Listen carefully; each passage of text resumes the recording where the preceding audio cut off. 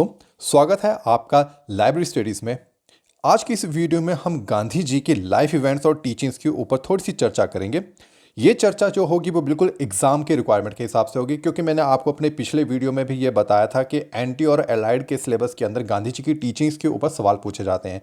तो बहुत सारे कैंडिडेट्स को यही दिक्कत रहती है कि गांधी जी की टीचिंग जो है वो एक ही जगह पर नहीं मिलती, उसको बहुत जगह पे सर्च करना पड़ता है, बुक्स रीड करनी पड़ती है, वेबसाइट्स देखनी पड़ती हैं, तो उसमें बहुत सारा समय जाता है। तो आपके उसी समय को बचाने के लिए मैं एक ही वीडियो के अंदर ये सारी चीज़ें डालने की कोशिश करूँगा।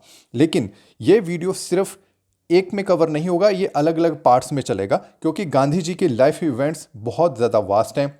तो इस वीडियो में ये जो कि पार्ट 1 है, इसमें हम गांधी जी के जन्म से लेकर उनके वकालत करने तक का पार्ट कवर करेंगे, जो बिल्कुल एग्जाम रिक्वायरमेंट के हिसाब से होगा। और आगामी पार्ट्स के अंदर गांधी जी के साउथ अफ्रीका और उनके भारत में जो उन्होंने फ्रीडम स्ट्रगल में क्या क्या कार्य किए, क्या इवेंट्स हुए, उसकी चर्चा करेंगे। और ये वीडियो सीरीज़ बहुत ही ज़्यादा इंटरेस्टिंग रहने वाली, क्योंकि इसमें कुछ MCQs भी होंगे, फैक्ट्स भी होंगे और कुछ बड़ी एक्स्ट्राऑर्डिनरी चीज़ें भी डिस्कस की जाएंगी। तो आप इस सीरीज़ के साथ जुड़े रहिए और वीडियो को पूरा एंड तक देखिएगा।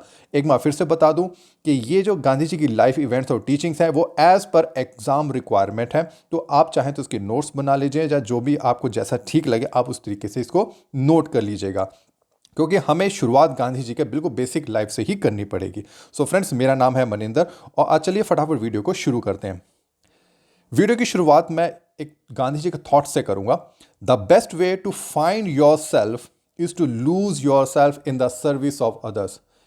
जी हाँ, गांधी जी ने बिल्कुल सच कहा है कि अगर आप खुद की खोज करना चाहते हो, खुद को ढूंढना चाहते हो, तो पहले आपको दूसरों की सेवा में खुद को खोना पड़ेगा, यानी कि आपको डूबना पड़ेगा दूसरों की सेवा में, जिसको बोलते हैं निष्काम सेवा।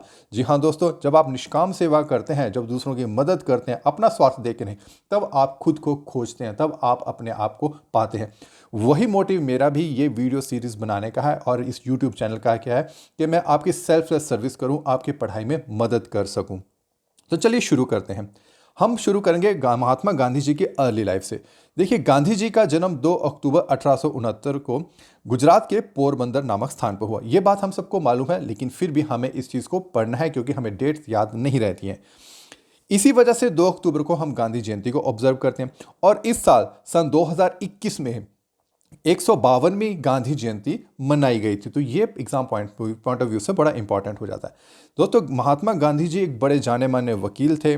वो हम जानते हैं, उन्होंने ब्रिटेन से वकालत की है और उन्होंने उसका यूज़ भारत में फ्रीडम फाइटिंग में भी किया है और साउथ अफ्रीका के टाइम में भी किया था।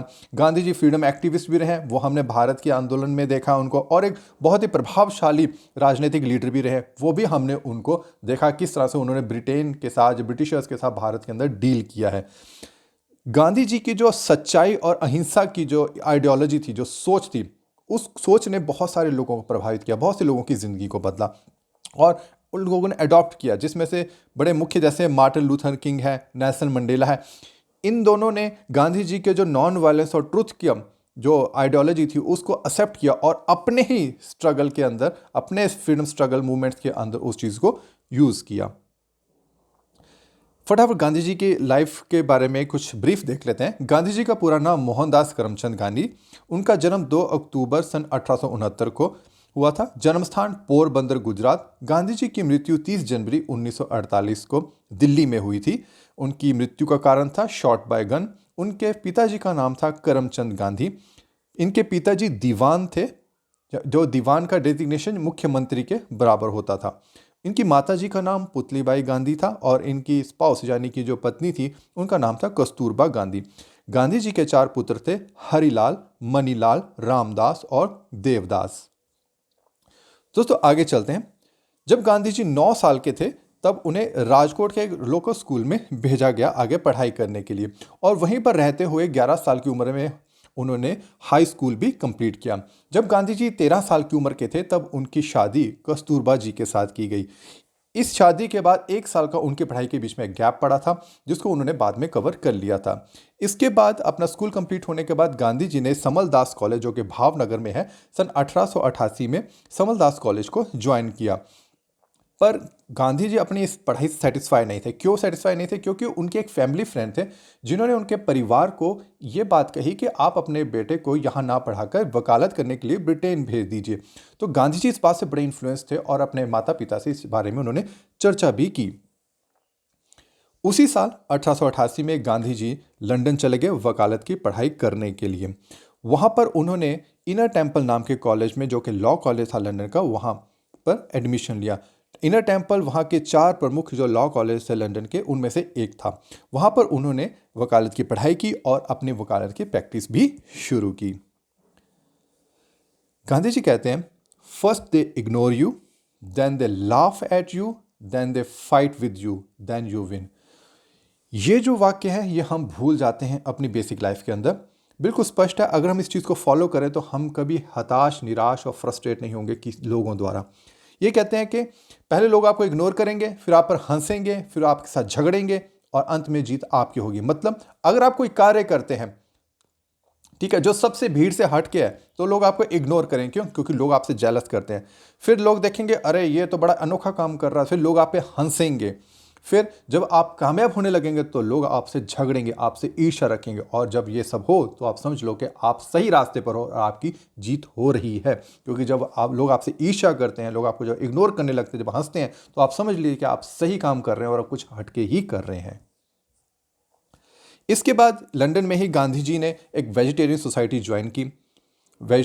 ज्वाइन की और वहीं पर वेजिटेरियन, उनके किसी वेजिटेरियन मित्र ने ही उन्हें भगवत गीता से इंट्रोड्यूस करवाया।